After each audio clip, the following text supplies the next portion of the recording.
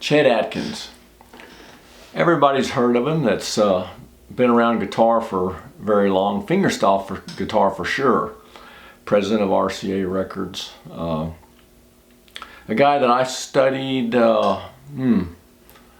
over 20 years. Oh gosh, it's been 30 years. I played guitar since I was 9, off and on, and played string bass and classical music.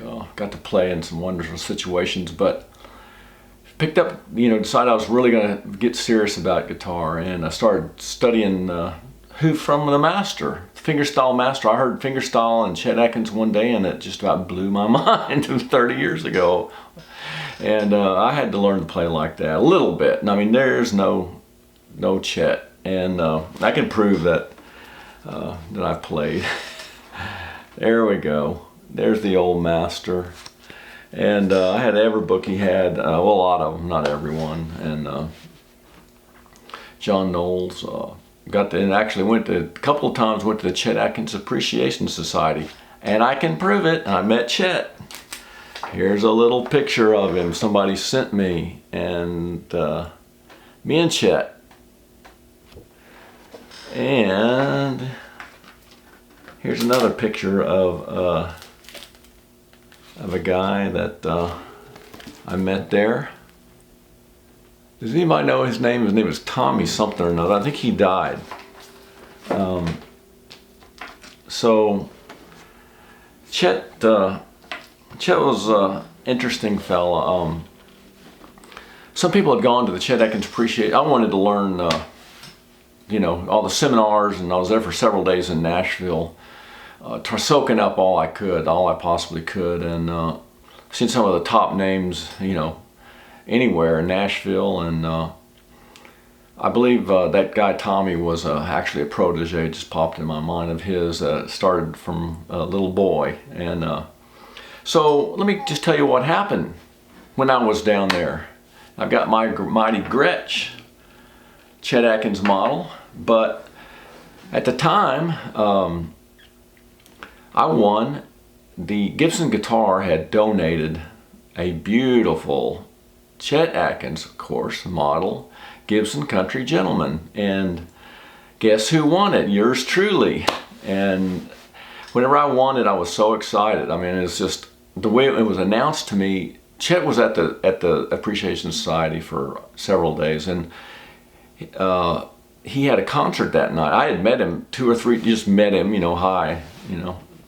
times, and he seemed like a nice guy.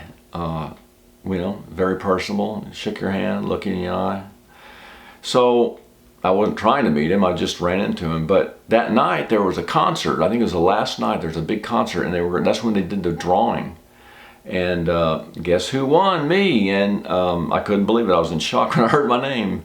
Jim Graves, they said. So it was 1998 in August. That's when it was, when I won that guitar. And I went up and claimed my prize from the master himself, Chet Atkins. After the concert, Chet was nice enough to sign it. He wanted to make sure he had the right kind of signing pen, and he made a beautiful signature on that beautiful Country Gentleman. Well, I'm thinking, bet you're wondering about now, you spent years of your life studying under this guy and reading his books and playing his music, and you got to where you could play his entire Almost Alone album except for one or two songs. And of course, not near as good as the master, Chet, but I got to where I could play every song in that book through much work. It made me a much better player. Absolutely, it did. So I studied his every move, and then a few other guys too, and went on to play fingerstyle and here I am today. So you must be asking, the title of this video is, why was meeting Chet Atkins one of the worst days of your life? Get back into the story. I got that, there was a flight delay. I think it was an airline pilot strike, so I was scared to death going to that airport. I slept in the airport, or stayed there. I believe I did. I got it there at 4 a.m. or 3 a.m. or something like that.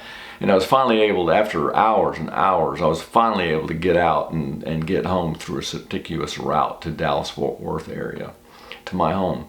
And I finally got that beautiful guitar home. I was so afraid somebody was going to steal it and knock me over the head with it, you know, and knock me over the head and steal my guitar, beautiful guitar.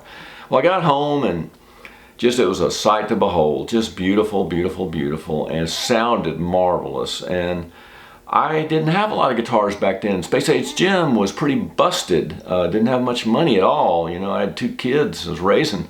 So I took the guitar and I would take it on stage. I was playing a lot of bands back then, and I would take it, and because I didn't have another guitar like this, and except a Strat, you know, not even a Strat, I think it was a Telecaster, I believe. So kids would run up on stage afterwards, you know, other guys, kids and stuff, and you know, I would just see that somebody knocking that thing over and breaking the neck. I could not enjoy that guitar because it was so beautiful. And instead of hanging up, Space Age Jim made a bad decision, and he decided to sell that guitar on eBay. Well, I got a good price for it. Did it change my life? No. Did I use the money? I used the money to buy some more equipment and you know, pay some bills and everything. And to this day, I really regret selling that guitar. And was one of the worst. That's why it was one of the worst days of my life. But I did end up with this awesome Chet Atkins model country gentleman. It's a country Jet Gretsch, and love this guitar. It's got the wider. Chet's designed it himself, so you know it's done perfect, and just love it to death. And I'll talk about this guitar and play it sometime. But I just wanted to give you my little story about Chet. What do I think about him? Really, he was a fantastic guy. He died in 2001. And it was a tremendous loss to the guitar world. And I think any fingerstyle guitar player in the world, Tommy Emmanuel or anybody, will tell you today, he was the best. He invented it, he mastered it, he took it to a new level. There were some fingerstyle things going on before Chet, but Chet absolutely